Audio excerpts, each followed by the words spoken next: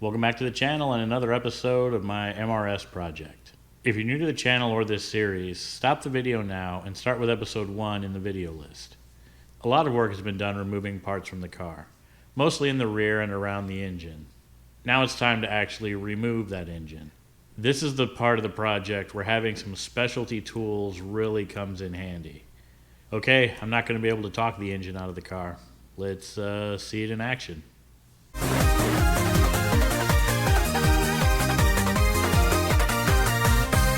I decided to pull the axles before getting everything out, and I'm also replacing all of this linkage with adjustable stuff. I assume this is just going to come right off.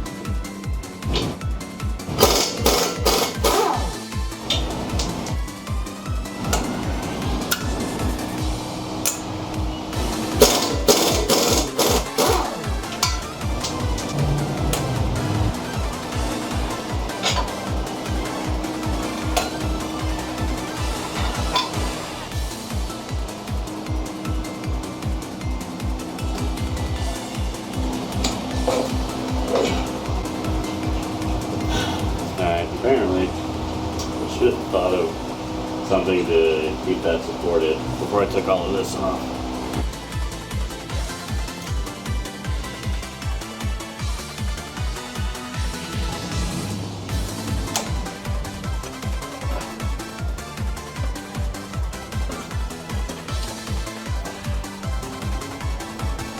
Huzzah.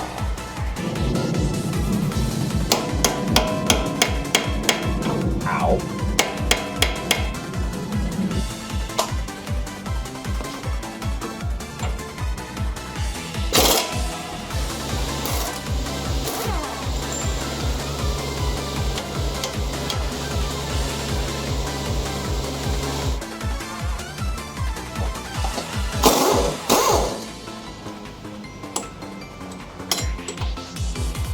This time, I'm gonna be ready for the next one.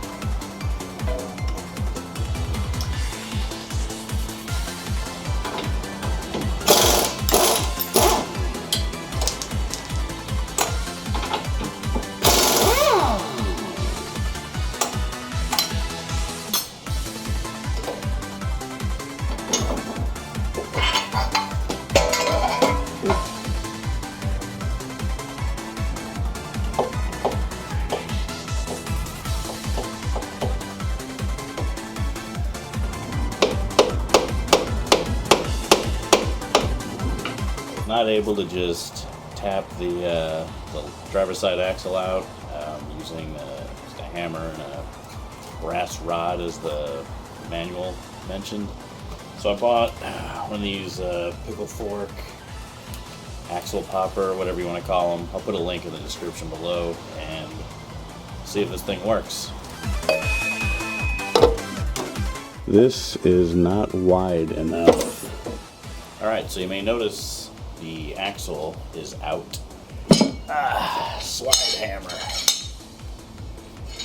This actually just took a tiny bit of force and it came right out. I bought the extra wide one of these, or the wide one of these. The 2-inch inner diameter was too small.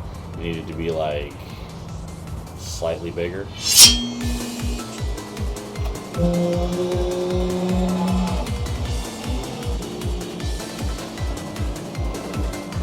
I had an auto power roll bar. I've recently purchased a hardtop that'll go on the car later, so all of this is just kind of sitting here now. I need to get this off, disconnect the boost controller, meth controller, power FC. Anyway, a bunch of 10mm bolts. I got my trusty little bins, the magnetic one, and a little extra bin if I want to sort things or something. Let me go grab the tools I forgot. Plastic nuts holding the little flap deal on there.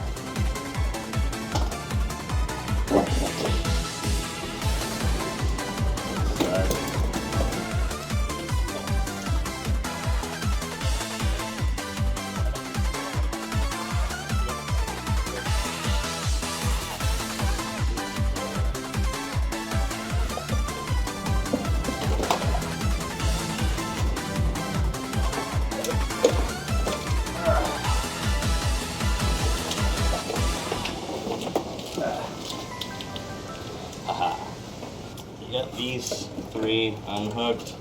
It's the upper one, by the way, so this is loose. I'm gonna go pull it out from the engine bay side.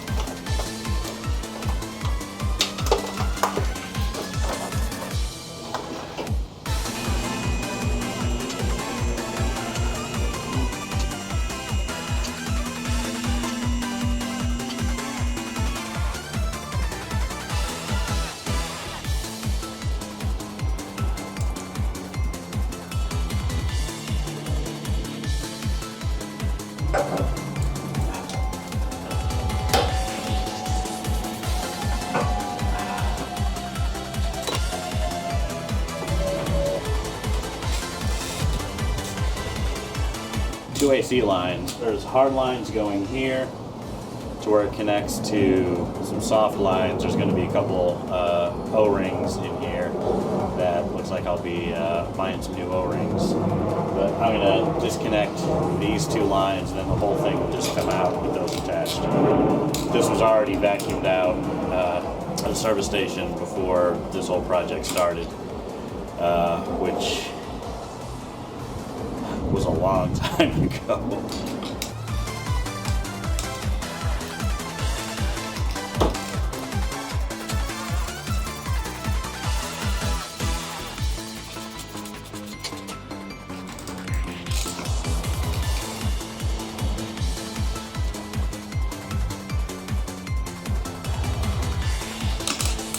All right, everything is disconnected except for the three remaining mounts. Moment of truth, or as far as I know, everything is connected except for the three remaining mounts.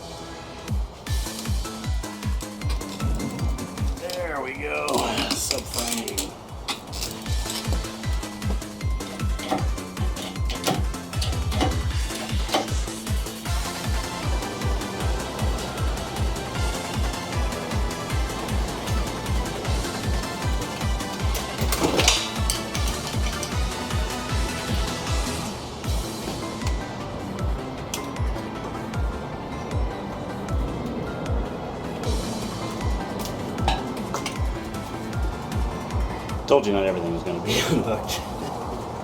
That was mostly there. Mostly.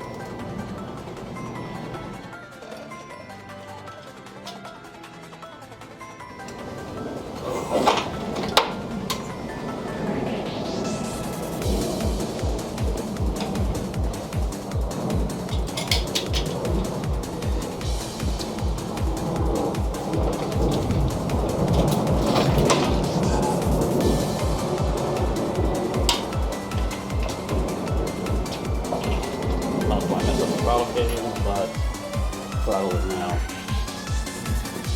de-squinting.